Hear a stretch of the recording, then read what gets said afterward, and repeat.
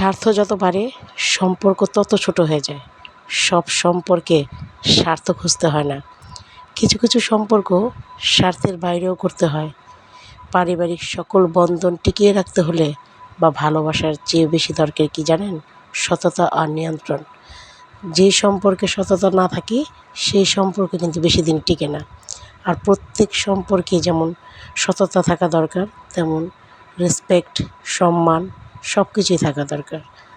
তাহলে সম্পর্ক অনেক দিন পর্যন্ত টিকিয়ে রাখতে পারবেন বা সম্পর্কগুলো ভালো থাকবে। তা না হলে সম্পর্কে মরিচা পড়ে যাবে, একজন আরেকজনকে দেখতে পারবেন না। প্রত্যেকটা সম্পর্কের ভিতরেই রেসপেক্ট থাকাটা প্রচণ্ড পরিমাণের দরকার। তো সবসময় এগুলো ফলো করলে সংসারে কখনোই অশান্তি সৃষ্টি হয় না। যারা সংসারে বন্ধন টিকিয়ে রাখতে শিখে গেছে তারা কিন্তু এই সততাকে অবলম্বন করে সামনের দিকে এগিয়ে গেছে।